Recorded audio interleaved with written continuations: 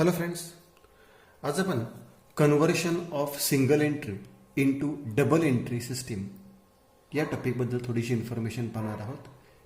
या टॉपिकमधील कोणकोणते अकाउंट्स आपल्याला तयार करायचे आहेत, त्याच्या जर्नल एंट्रीज कशा आहेत, त्याचं लेजर पोस्टिंग कसं करायचं आहे, हे आपल्याला या टॉपिकमध्ये पाहायचं आहे.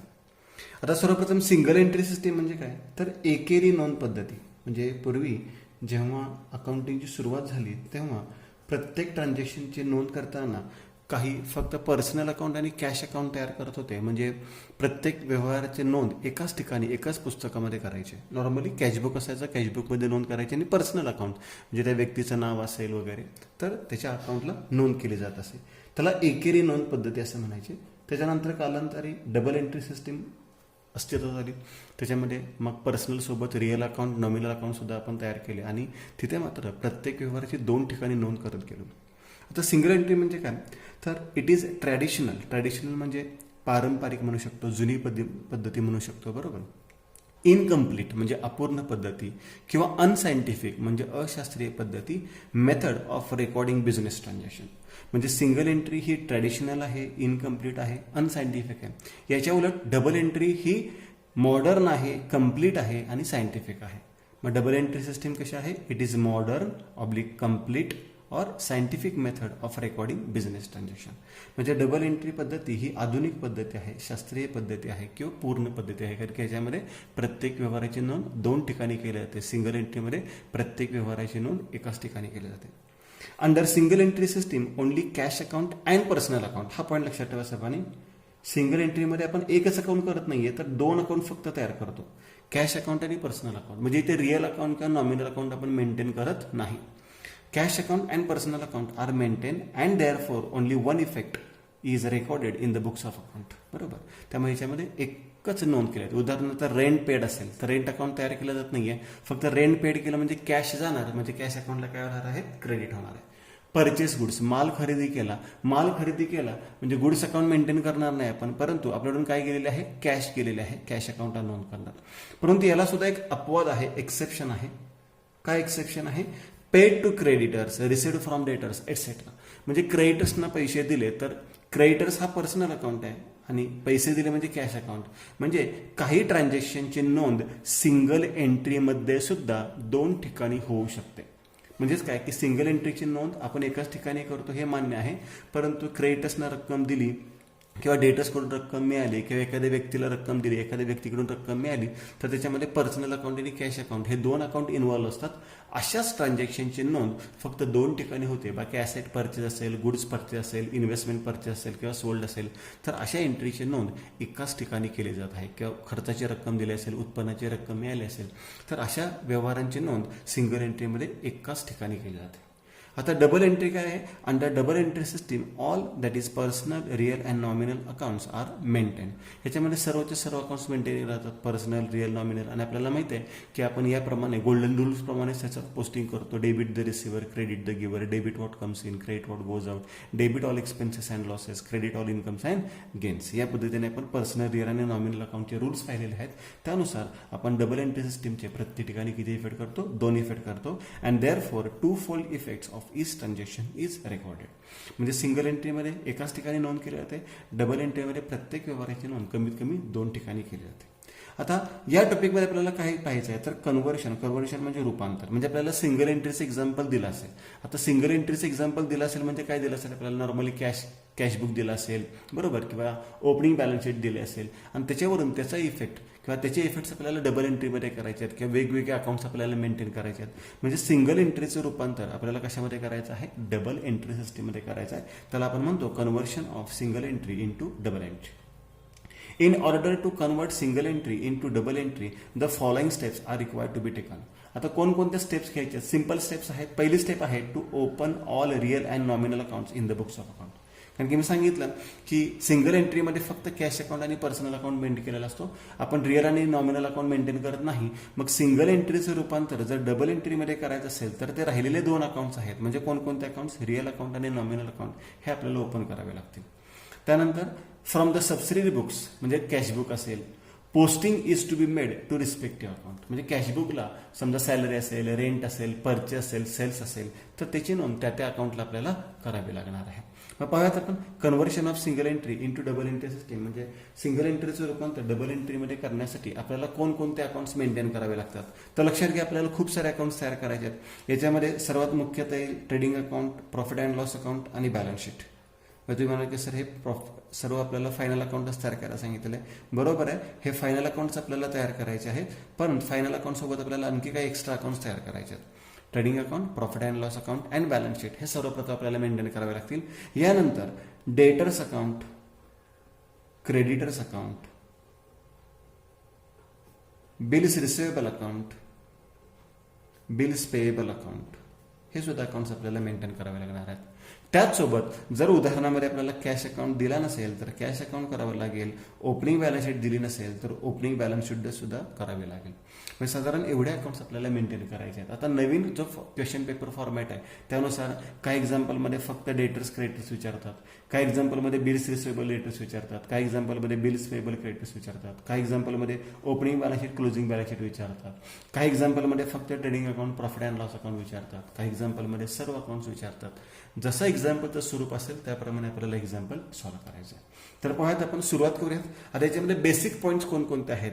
Conversion of single entry into double entry करताना आपल्याला basic steps, basic journal entries आहेत, बेसिक पोस्टिंग आहे, बेसिक फॉर्मॅट ऑफ अकाउंट्स आहेत, हे कोणकोणते तयार करायचे ते आज आपण या लेक्चरमध्ये पाहणार आहोत.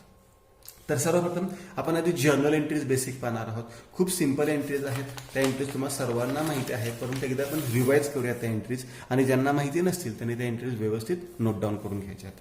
बघा, conversion of single entry into double entry, याच्यामध्ये जर्नल एंट्री सांगितलं. लेफ्ट हँड साईडचा फॉर्मॅट थोडासा वेगळा आहे, राईट हँड साईडचा वेगळा आहे. म्हणजे अपोजिट आहे, इकडे कॅश परचे, इकडे सेल्स आहेत, इकडे क्रेडिट परचे, इकडे सेल्स आहेत. म्हणजे अपोजिट ट्रान्झॅक्शन मी समोरासमोर घेतलेलं आहे. कॅश परचेसेस म्हणजे रोखीने माल खरेदी केला, माल येणार आणि पैसे जाणार, म्हणजे त्याची जर्नल एंट्री काय होणार आहे, purchases account debit to cash account. Purchases account debit to cash account या एंट्रीज तुम्हाला माहिती असतील तर एकदा रिवाइज होऊ देत, माहिती नसेल तर त्या आठवणीने नोट डाऊन करून ठेवा. कॅश सेल्स म्हणजे रोखीने माल विकला, म्हणजे पैसे येणार आणि माल जाणार, म्हणजे कॅश अकाउंट डेबिट, जे येईल त्याला डेबिट करतो. कॅश अकाउंट डेबिट टू काय जाणार आपल्याकडून, सेल्स, गुड्स जाणार, त्याला आपण सेल्स म्हणतो, cash to sales. Credit purchases म्हणजे उधारीने माल खरेदी केला, म्हणजे माल येणार, परचेसेस अकाउंट डेबिट टू. आता कॅश तर जाणार नाहीये, तर कोणाकडून माल खरेदी केला त्याचं नाव लिहायचं. नॉर्मली आपण माल कोणाकडून खरेदी करतो, क्रेडिटर्स कडून खरेदी करतो, सावकाराच्याकडून खरेदी करतो. बरोबर. मग क्रेडिट परचेसची एंट्री होते, purchase account debit to creditors account, आणि त्या व्यक्तीचं नाव दिलं असेल तर नाव लिहायचं. याच्या उलट क्रेडिट सेल्स म्हणजे उधाराने माल विकला. आता उधाराने माल विकल्यानंतर येणार तर काय नाहीये, परंतु कोणाला माल विकणार आपण, डेटर्सला माल विकणार. का त्या व्यक्तीचं नाव माहिती असेल तर त्या व्यक्तीचं नाव लिहायचं आहे. मग डेटर्स अकाउंट डेबिट टू आपल्याकडून काय जाणार आहे, माल जाणार to sales account. Received from debtors, डेटर्सला आपण कस्टमर सुद्धा म्हणतो. डेटर्स म्हणजे ग्राहक, बरोबर.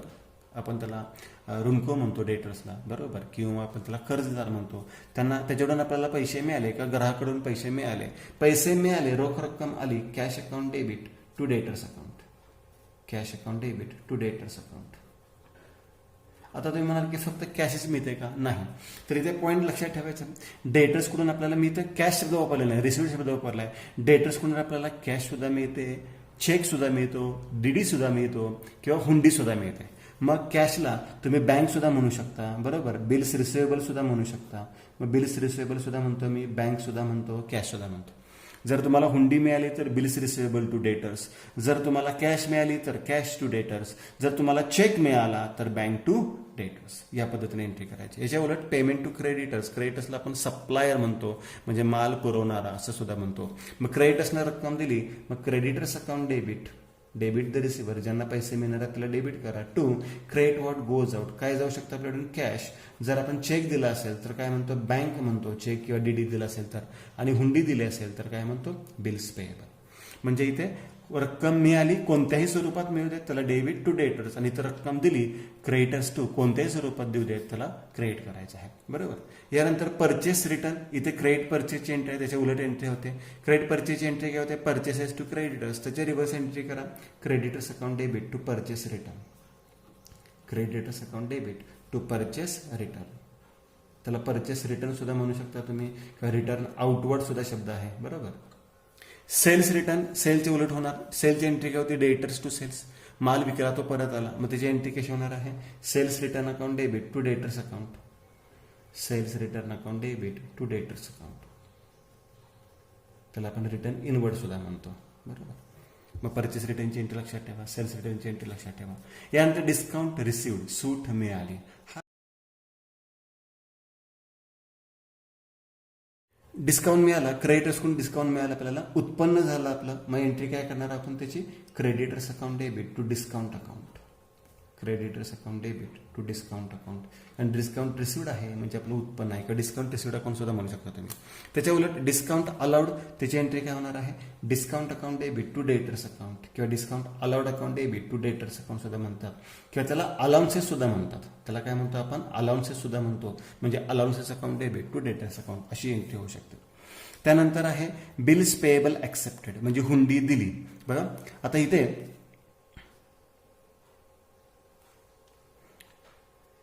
ट्रान्झॅक्शन थोड्याफार वेगवेगळ्या साईडला झालेले आहेत. इकडे डेटरचे, इकडे क्रेडिटरचे, काय हरकत नाही. हुंडी दिली, कोणाला हुंडी देतो आपण, क्रेडिटर्सना हुंडी देतो. काय एंट्री करणार त्याची आपण, creditors account debit to bills payable account. Creditors account debit to bills payable account. क्रेडिटर्सना हुंडी दिली. बरोबर. ही एंट्री आपण मगाशी इथे पाहिलेली आहे. क्रेडिटर्सना रक्कम दिली किंवा हुंडी दिली, मग तीच एंट्री. इथे बिल्स रिसिवेबल रिसिव्ड, म्हणजे हुंडी मिळाली, त्याची एंट्री काय होणार आहे, bills receivable account debit to debtors account. Bills receivable account debit to debtors account. बरोबर. ही एक एंट्री लक्षात ठेवा, हुंडी मिळाली किंवा हुंडी दिली. आता ही हुंडी डिसऑनर झाली, कोणती, बिल्स पेएबल डिसऑनर झालं. डिसऑनरची एंट्री याच्या उलट असते. बरोबर. मग एंट्री काय होणार आहे, bills payable account debit to creditors account. Bills payable account debit to creditors account. Sorry bills payable honour सांगितलेलं आहे. बिल्स पेएबल ऑनर सांगितलेलं आहे. बिल्स पेएबल ऑनर म्हणजे हुंडीचे पैसे दिले, हुंडीचे पैसे दिले. मग एंट्री काय होणार आहे, bills payable account debit to cash account. इकडे bills receivable honour, bills receivable honour म्हणजे हुंडीचे पैसे मिळाले, म्हणजे एंट्री काय होणार आहे, cash account debit to bills receivable account. Cash account debit to bills receivable account. हुंडीचे पैसे दिले आणि हुंडीचे पैसे आले. आता हे लक्षात येणार नाही तुमच्या, तर काय, बिल्स पेएबल म्हणजे देणे आहे म्हणून पैसे दिले, बिल्स रिसिवेबल येणे आहे म्हणून पैसे मिळाले.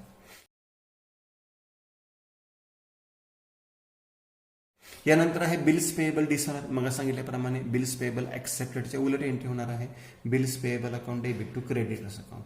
थोडक्यात ती हुंडी कॅन्सल झाली. Bills payable account debit to creditors account. आणि इथं आहे बिल्स रिसिवेबल डिसऑनर. मग बिल्स रिसिवेबल रिसिव्डची उलट एंट्री होणार, debtors account debit to bills receivable. Debtors account debit to bills receivable. या एंट्रीज नॉर्मली तुम्हाला डेटरची संबंधित, क्रेडिटरची संबंधित, बिल्स रिसिवेबल आणि बिल्स पेएबलचे संबंधित आहेत, या तुम्हाला लक्षात ठेवायच्या. आता बऱ्याच विद्यार्थ्यांना एंट्रीज पाठ होत नाही, तर त्यांच्यासाठी फॉर्मॅट सुद्धा मी एक्सप्लेन चांगल्या पद्धतीने करून सांगणार आहे. तो फॉर्मॅट तुम्ही लक्षात ठेवला तरी चालू शकतो. यानंतर आहे कॅपिटल इंट्रोड्यूस, म्हणजे 11वीची अगदी बेसिक एंट्री. रोख रक्कम व्यवसायात आणून व्यवसायाची सुरुवात केली, म्हणजे भांडवलाची रोख रक्कम व्यवसायात आणली, जे येईल त्याला debit, cash account debit to capital account. Cash account debit to capital account. आणि त्याच्यानंतर ड्रॉइंगची किंवा पर्सनल एक्सपेन्सेसची त्याच्या उलट एंट्री होते, तर त्याच्या उलट एंट्री कशी होणार आहे, drawings account debit to cash account. Drawings account debit to cash account. या दोन एंट्रीज एक लक्षात ठेवा. त्यानंतर बिल्स रिसिवेबल एंडॉर्स, म्हणजे हुंडी हस्तांतर केली, तर ही हुंडी आपण कोणाला हस्तांतर करतो, तर क्रेडिटर्सला हस्तांतर करतो. म्हणजे क्रेडिटर्सला हुंडी दिली तर त्याची एंट्री होणार आहे, creditors account debit to bills receivable account. ही एंट्री थोडीशी डिफरंट आहे म्हणून मी सर्वात शेवटी घेतलेली आहे. हवं तर मी याला 2 स्टार करून ठेवतो. आणि सर्वात शेवटची एंट्री आहे बॅड डेब्ट्स, म्हणजे नुकसान आहे, बुडीत रक्कम, तर त्याची एंट्री होते बॅड डेब्ट्स अकाउंट डेबिट, कारण नुकसान आहे ते डेबिटला येणार आहे, टू डेटर्स अकाउंट, म्हणजे आपल्याकडून पैसे ज्याने बुडवलेले आहेत ते कर्जदार, त्यांना क्रेडिट करणार आपण. Bad debts account debit to debtors account. तर सर्वसाधारण या एंट्रीज आहेत. आता जेव्हा थोडासा सिक्वेन्स चेंज झालेला आहे, इकडे काही डेटरचे एंट्रीज आहेत, मधूनच काही क्रेडिटरचे एंट्रीज आहेत. तुम्ही लिहिताना त्या व्यवस्थित लिहू शकता. या क्रेडिटरच्या ज्या एंट्रीज आहेत त्या तुम्ही अपोजिट साईडला लिहा. थोडासा सिक्वेन्स याच्यामध्ये चेंज झालेला आहे, किंवा पहिली एंट्री तुम्ही अपोजिट साईडला लिहिली, पहिल्या 2 एंट्रीज तरी चालते. तर या पद्धतीने आपण एंट्रीज पाहिलेल्या आहेत. आता बऱ्याच विद्यार्थ्यांच्या एंट्रीज जर पाठ होत नसतील तर त्यांच्याकडे फॉर्मॅट आहे. बिल्स रिसिवेबलचा फॉर्मॅट आहे, डेटरचा फॉर्मॅट आहे, बिल्स पेएबलचा आहे, क्रेडिटरचा फॉर्मॅट आहे. तो फॉर्मॅट कसा असतो आणि तो कसा सॉल्व्ह करायचा आहे हे आपण पाहूयात. बघा हा फॉर्मॅट कसा लक्षात ठेवायचा आहे. तर सर्वप्रथम डेटर्स आणि बिल्स रिसिवेबल या सेट आहेत, बिल्स पेएबल आणि क्रेडिटर्स या लायबिलिटी आहेत. बरोबर. मग ॲसेटचा ओपनिंग बॅलन्स हा डेबिट असतो. ॲसेटचा ओपनिंग बॅलन्स हा नेहमी कोणता असतो? डेबिट असतो. मग इथं लिहितो मी to balance brought down. Okay, आणि इथेही लिहितो मी टू बॅलन्स ब्रॉड डाऊन. ॲसेटचा ओपनिंग बॅलन्स हा कोणता असतो? डेबिट. क्लोजिंग बॅलन्स कोणता असतो? तर क्रेडिट असतो. म्हणजे इथं लिहितो मी बाय बॅलन्स कॅरीड डाऊन. हा फॉर्मॅट सुद्धा तुम्ही व्यवस्थित लिहून घ्यायचा आहे. आणि इथेही लिहितो मी बाय बॅलन्स कॅरीड डाऊन. हे झालं ॲसेटचे. ॲसेटचा ओपनिंग बॅलन्स म्हणजे सुरुवातीला हा डेबिट असतो, म्हणजे डेबिटला सुरुवातीला लिहायचं टू बॅलन्स ब्रॉड डाऊन, आणि क्रेडिट साईडला शेवटी म्हणजे closing balance by balance carried down. Bills पेएबलचा ओपनिंग बॅलन्स ह्या लायबिलिटीज आहेत.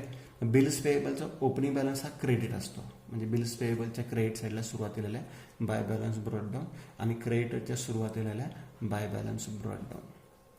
हा बिल्स पेएबल्स आणि क्रेडिटरचा ओपनिंग बॅलन्स हा क्रेडिट असतो, आणि क्लोजिंग बॅलन्स हा डेबिट असतो. मग डेबिटला शेवटी लिहा to balance carried down, to balance carried down, आणि इथे लिहा टू बॅलन्स कॅरीड डाऊन. सर्वप्रथम हे 2 पॉईंट आहेत ते लक्षात ठेवा. ॲसेटचा opening balance debit, closing balance credit. लायबिलिटीचा ओपनिंग बॅलन्स क्रेडिट आणि क्लोजिंग बॅलन्स हा डेबिट असतो. झालं. ह्या पार्ट झाल्यानंतर किंवा हा फॉर्मॅट लक्षात ठेवल्यानंतर अजून याच्यामध्ये पुढच्या स्टेप लक्षात ठेवा. काय सिंपल स्टेप्स आहेत. डेटर्सला आपण उधारीने माल विकला. आपण डेटर्सला काय करतो? उधारीने माल विक्री करतो. म्हणजे इथे लिहिणार आपण टू क्रेडिट सेल्स. फक्त सेल्स म्हटलं तरी चालेल, पण मी इथला मुद्दा म्हणून क्रेडिट सेल्स लिहिलेला आहे. डेटर्सला उधारीने माल विकतो. आता डेटर्सला माल विक्री केला की त्याच्याकडून आपल्याला एकतर पैसे मिळणार, बरोबर, किंवा चेक मिळणार, किंवा हुंडी मिळणार, किंवा काही रक्कम मिळणारच नाही, त्याला आपण बॅड डेब्ट्स म्हणतो, किंवा काही वेळेस आपण त्याला सूट देतो, त्याला डिस्काउंट किंवा अलाउन्सेस सुद्धा शब्द म्हणतो. म्हणजे सेलच्या अपोजिट काय काय येणार आहे? तर बाय कॅश येईल, किंवा बाय बँक येईल, किंवा बाय बिल्स रिसिवेबल येईल. बघा नीट समजून घ्या. कॅश मिळाली तर बाय कॅश म्हणा, माल विकला डेबिटला, मग पैसे आले क्रेडिटला, चेक आला क्रेडिटला, हुंडी आली क्रेडिटला, किंवा काही वेळेला आपण त्याला सूट देतो म्हणजे बाय डिस्काउंट म्हणतो, बाय डिस्काउंट अलाउड सुद्धा म्हणतो, किंवा त्याला बाय अलाउन्सेस सुद्धा म्हणतो. काय म्हणतो त्याला आपण? बाय अलाउन्सेस सुद्धा म्हणतो. म्हणजे सेल्स डेबिटला आले तर बाकी सगळे आयटम क्रेडिट साईडला. याच्यानंतर अजून काय येऊ शकतं? तर इथे अजून आपल्याला बाय बॅड डेट सुद्धा येऊ शकतात. म्हणजे काही वेळेस आपल्याला पैसेच मिळत नाही, आपल्याला रक्कम बुडते, त्याला आपण बाय काय म्हणतो? बॅड डेट सुद्धा म्हणतो. मग सर्वसाधारण एवढे आयटम आहेत. मग कॅश रिसिव्ड असेल, चेक रिसिव्ड असेल, बिल्स रिसिवेबल रिसिव्ड असेल, डिस्काउंट अलाउड असेल, अलाउन्सेस गिवन असेल, आणि बॅड डेट्स असतील तर ते क्रेडिट साईडला आहेत. म्हणजे डेटरच्या डेबिटला सेल्स आणि अपोजिट साईडला सगळे आयटम लिहिले. मग आता इथे लक्षात येईल तुमच्या डेटर्स अकाउंटच्या डेबिटला क्रेडिट साईडला बिल्स रिसिवेबल आहेत, डेटर्सला क्रेडिट, बिल्स रिसिवेबल, म्हणजे बिल्स रिसिवेबलला काय होणार? Debit to debtors account, to debtors account. झाले. हे पॉईंट लक्षात आले. आता इकडे जाऊयात. इकडे काय होणार आहे? क्रेडिटर्सकडून माल खरेदी करतो आपण, म्हणजे माल खरेदी करतो, purchases account debit to creditors account. म्हणजे इथे लिहितो आपण बाय परचेसेस, किंवा मी म्हणतो त्याला बाय क्रेडिट परचेसेस. बघा इथे तुम्ही सेल्स ठेवलं होतं डेबिटला, त्याच्या अपोजिट सगळे आयटम घेतले. इथे मी क्रेडिटर्सला परचेसेस लिहिले, त्याच्या अपोजिट साईडला. आता माल उधारीने खरेदी केला तर आपण त्याला पैसे देणार, म्हणजे काय देऊ शकतो? कॅश, किंवा चेक देऊ शकतो म्हणजे बँक, किंवा हुंडी देऊ शकतो, त्याला आपण काय म्हणणार? Bills payable account. म्हणजे क्रेडिटरच्या डेबिटला टू कॅश पेड असेल, टू चेक इश्यूड असेल, टू बिल्स पेएबल ॲक्सेप्टेड असेल, बरोबर. त्याच्यासोबत काही वेळेस आपल्याला सूट मिळते, मग त्याला आपण काय म्हणतो? डिस्काउंट रिसिव्ड सुद्धा म्हणतो, डिस्काउंट रिसिव्ड. आता इथे बॅड डेट्स येत नाहीत, हा पॉईंट लक्षात घ्या. किंवा इथे अलाउन्सेस सुद्धा म्हणू शकतो डिस्काउंटला, अलाउन्सेस रिसिव्ड, अलाउन्सेस रिसिव्ड, ह्या दोन्हीला रिसिव्ड शब्द लिहितो. Allowances received. कॅश पेड आहे, चेक इश्यूड आहे, बिल्स पेएबल ॲक्सेप्टेड, म्हणजे हे दिलंय आणि हे मिळालेलं आहे, बरोबर. याच्यामध्ये बॅड डेट्स फक्त नसतात. आता क्रेडिटर्सला डेबिट केलेलं आहे, बिल्स पेएबल, म्हणजे बिल्स पेएबलला काय होणार? Credit by creditors account, by creditors account. झाले. आता यानंतर अजून 2 एंट्रीज लक्षात ठेवायचे आहेत. एक म्हणजे बिल्स रिसिवेबल ऑनर आणि bills payable honour. Bills receivable honour म्हणजे हुंडीचे पैसे मिळाले, cash account debit to bills receivable, म्हणजे कॅश अकाउंटला डेबिट आणि बिल्स रिसिवेबलला काय होणार आहे? क्रेडिट. इथे मी लिहितो बिल्स रिसिवेबल ऑनर. आणि बिल्स पेएबल ऑनरची एंट्री काय होते? Bills payable account debit to cash account, हुंडीचे पैसे दिले बिल्स पेएबल अकाउंटच्या डेबिटला टू कॅश अकाउंट, कंसामध्ये लिहिलं मी बिल्स पेएबल ऑनर. या 2 एक्स्ट्रा एंट्रीज, ज्याचं पोस्टिंग फक्त बिल्स रिसिवेबल आणि बिल्स पेएबल झाले, डेटर्स आणि क्रेडिटर्सला झालेलं नाही. आणि एक शेवटची एंट्री, जशी आपण माझी हुंडी इथं तयार केली होती, हुंडी मिळाली होती किंवा इथं हुंडी दिली होती, त्याच्या उलट हुंडी डिसऑनर झाली. म्हणजे इथं हुंडी आपण मिळाली आपल्याला, बरोबर, बिल्स रिसिवेबल टू डेटर, त्याच्या उलट डिसऑनरची एंट्री काय होणार, debtors account debit to bills receivable account. Debtors account debit to bills receivable account, त्याला मी कंसात म्हणतो डिसऑनर. डेटर्सला डेबिट, बिल्स रिसिवेबल, म्हणजे बिल्स रिसिवेबलला काय होणार, क्रेडिट बाय डेटर्स अकाउंट, कंसामध्ये म्हणतो बिल्स रिसिवेबल डिसऑनर. म्हणजे ऑनर झाले तर कॅश अकाउंटला जाणार आणि डिसऑनर झाले तर डेटर्स अकाउंटला जाणार. याच्या उलट बिल्स पेएबल, इथे बिल्स पेएबल ऍक्सेप्टेड एंट्री काय झाली, bills payable creditors account debit to bills payable account. त्याच्या उलट एंट्री होणार bills payable account debit to creditors account. Bills payable account debit to creditors account ही एंट्री आहे डिसऑनरची. Bills पेएबलला डेबिट आणि क्रेडिटर्सला काय होणार, credit by bills payable account, ही डिसऑनरची एंट्री आहे. आणि ते अकाउंट काय झालेले, क्लोज. हा फॉर्मॅट आहे. आता तुम्ही मला की अकाउंट क्लोज होतात का, तर नाही अकाउंट क्लोज होत कोणताही. शक्यतो क्वचितच अगदी एखाद्या एक्झाम्पलमध्ये सर्व पॉईंट दिले असतील तरच तो अकाउंट टॅली होतो आणि त्या प्रत्येक अकाउंटला फरक येतो. आता तुम्ही मला की फरक मग कुठे पाठवायचा असतो किंवा फरकाला काय लिहायचं आहे, तर मी तोही पॉईंट सांगून ठेवतो इथे. आपण सगळे अकाउंट्स एकदा पाहिले असतील, हे अकाउंट सगळे नोट डाऊन करून ठेवा तुम्ही. आता हे अकाउंट्स का तयार केले जातात, तर नंबर 1, बिल्स रिसिवेबल अकाउंटला जो फरक येतो तो एक तर ओपनिंग बॅलन्स असतो किंवा क्लोजिंग बॅलन्स असतो किंवा बिल्स रिसिवेबल रिसिव्ड आणि बिल्स रिसिवेबल डिसऑनर, ह्या 2 पैकी असतो. म्हणजे एकतर बिल्स रिसिवेबलला जो फरक येईल तर एकतर ओपनिंग बॅलन्स असेल, क्लोजिंग बॅलन्स असेल, आणि अगदीच दोन्ही दिले असतील तर फरक कोणत्या अकाउंटला पाठवा, डेटर्स अकाउंटला पाठवा. लक्षात राहील. बिल्स रिसिवेबल फरक एकतर ओपनिंग बॅलन्स मिळेल किंवा क्लोजिंग बॅलन्स मिळेल. नॉर्मली दोन्ही दिलेले असतात, तर बिल्स रिसिवेबलचा फरक तुम्ही कुठे पाठवा, डेटर्स अकाउंटला पाठवा. Number 2, debtors account. आता डेटर्स अकाउंटला सुद्धा याच पद्धतीने जर फरक आला तर तो एकतर ओपनिंग बॅलन्स असेल किंवा क्लोजिंग बॅलन्स असेल. पण नॉर्मली ओपनिंग बॅलन्स आणि क्लोजिंग बॅलन्स दिलेले असतात. तर डेटर्स अकाउंटला जो फरक येतो नॉर्मली तो कोणता असतो, क्रेडिट सेल्स असतो किंवा कॅश रिसिव्ड असतो. क्रेडिट सेल्स किंवा कॅश रिसिव्ड असतो. तर मॅक्सिमम टाइमला तुम्हाला क्रेडिट सेल्सच मिळणार आहेत. म्हणजे डेटर्स अकाउंटला जो फरक मिळणार आहे तो कशाचा मिळणार आहे, क्रेडिट सेल्सच मिळणार आहे. क्वचित एक्झाम्पलमध्ये कॅश रिसिव्ड असेल. म्हणजे इथे नॉर्मली फरक येणार तो डेटर्सला पाठवायचा, इथे फरक येतो तो नॉर्मली काय म्हणून दाखवायचा, सेल्स म्हणून दाखवायचा. आता number 3, bills payable account. Bills payable अकाउंटचा फरक सुद्धा एकतर तुम्हाला ओपनिंग बॅलन्स मिळणार आहे किंवा एकतर क्लोजिंग बॅलन्स मिळणार आहे. आणि हे जर दोन्ही बॅलन्सेस दिले असतील तर बिल्स अकाउंट आहे क्रेडिटर्स अकाउंट. आणि क्रेडिटर्स अकाउंटला जर फरक येईल तो एकतर ओपनिंग बॅलन्स असणार आहे किंवा क्लोजिंग बॅलन्स असणार आहे. पण नॉर्मली दोन्ही बॅलन्सेस दिले असतील तर एकतर परचेसेस मिळतील किंवा कॅश पेड तरी मिळेल. आणि मी मगाशी सांगितल्याप्रमाणे नॉर्मली जास्तीत जास्त एक्झाम्पलमध्ये तुम्हाला कशाची रक्कम येणार आहे, परचेसेस. म्हणजे सिम्पली तुम्हाला काय लक्षात ठेवायचं आहे, बिल्स रिसिवेबलचा फरक डेटर्सला पाठवा, डेटरचा फरक हा सेल्स म्हणून दाखवायचा, बिल्स पेएबलचा फरक क्रेडिटर्सला पाठवा आणि क्रेडिटरचा फरक हा परचेस म्हणून दाखवायचा. या पद्धतीने हा फॉर्मॅट आणि काही सेंटेन्स आहेत ते लक्षात ठेवा.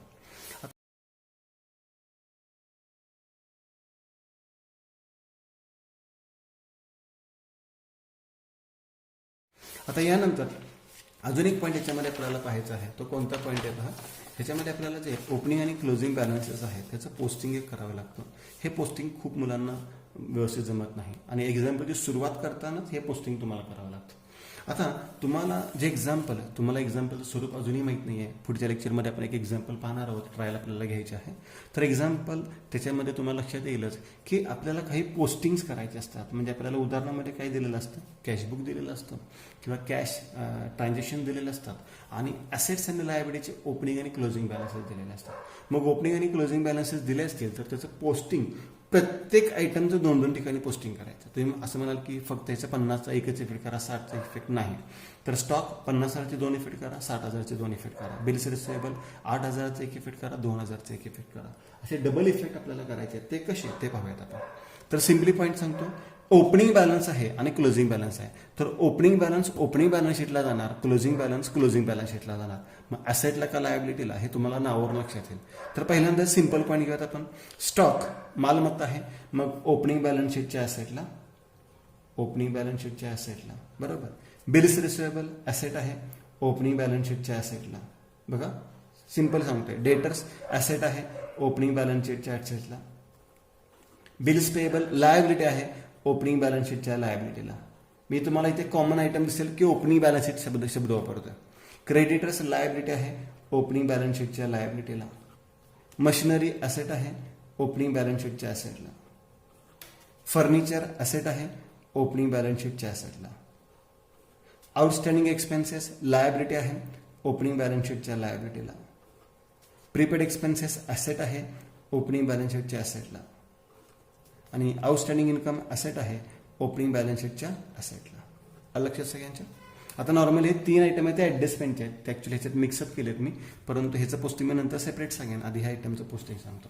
ठीक आहे. ओपनिंग बॅलन्स शीटच्या ॲसेटला आणि लायबिलिटीला ओपनिंग बॅलन्स दाखवला. एक इफेक्टचा तुमच्या लक्षात आला. आता क्लोजिंगचा पण एक इफेक्ट सांगतो, मग दुसरा इफेक्ट सगळ्यांचे सांगतो. क्लोजिंगचा एक इफेक्ट तुम्हाला सांगता येईल तर सगळ्यांना. स्टॉक कुठं दाखवणार सांगा, क्लोजिंग बॅलन्स शीटच्या ॲसेटला. बिल्स रिसिवेबल कुठं दाखवणार, क्लोजिंग बॅलन्स शीटच्या ॲसेटला. डेटर्स कुठं दाखवणार, क्लोजिंग बॅलन्स शीटच्या ॲसेटला. बिल्स पेएबल कुठं दाखवणार, क्लोजिंग बॅलन्स शीटच्या लायबिलिटीला. क्रेडिटर्स कुठं दाखवणार तुम्ही, क्लोजिंग बॅलन्स शीटच्या लायबिलिटी साईडला. मशिनरी कुठे दाखवणार तुम्ही, क्लोजिंग बॅलन्स शीटच्या ॲसेटला. फर्निचर कुठे दाखवणार तुम्ही, क्लोजिंग बॅलन्स शीटच्या ॲसेटला. हे क्लोजिंग शब्द कॉमन आहे, क्लोजिंग बॅलन्स शीट हा शब्द कॉमन आहे कारण की क्लोजिंग बॅलन्सेस आहेत. आउटस्टँडिंग एक्सपेन्सेस कुठे दाखवणार, क्लोजिंग बॅलन्स शीटच्या लायबिलिटी साईडला. प्रीपेड एक्सपेन्सेस कुठे दाखवणार आपण, क्लोजिंग बॅलन्स शीटच्या ॲसेटला. आणि आउटस्टँडिंग इन्कम कुठे दाखवणार आपण, क्लोजिंग बॅलन्स शीटच्याच ॲसेट साईडला. जे ॲसेट आहे त्या साईडला, ज्या लायबिलिटी आहे त्या लायबिलिटी साईडला. फक्त ओपनिंग बॅलन्स आहे तो ओपनिंग बॅलन्स शीटला, क्लोजिंग बॅलन्स शीट आहे क्लोजिंग बॅलन्स शीटला.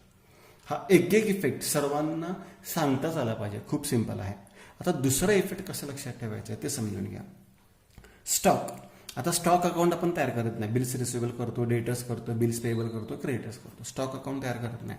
पण हा ओपनिंग बॅलन्स आहे म्हणजे ओपनिंग स्टॉक आहे, आणि हा क्लोजिंग बॅलन्स आहे म्हणजे हा क्लोजिंग स्टॉक आहे.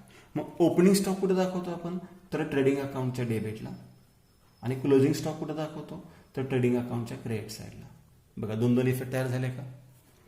ओपनिंग बॅलन्स होता ओपनिंग बॅलन्स शीटच्या साईडला, आणि ओपनिंग स्टॉक आहे म्हणजे ट्रेडिंग अकाउंटच्या डेबिटला. हा क्लोजिंग बॅलन्स आहे म्हणजे क्लोजिंग बॅलन्स शीटच्या साईडला आणि ट्रेडिंग अकाउंटच्या क्रेडिट साईडला. बिल्स रिसिवेबल हा अकाउंट तयार करतो आणि ॲसेटचा बॅलन्स हा डेबिट असतो, ओपनिंग बॅलन्स. मग बिल्स रिसिवेबल अकाउंटच्या डेबिटला आणि क्लोजिंग बॅलन्स बिल्स रिसिवेबल अकाउंटच्या क्रेडिटला. मग सेम त्याच पद्धतीने डेटरचं ओपनिंग बॅलन्स डेटर्स अकाउंटच्या डेबिटला आणि डेटरचा क्लोजिंग बॅलन्स डेटर्स अकाउंटच्या क्रेडिटला.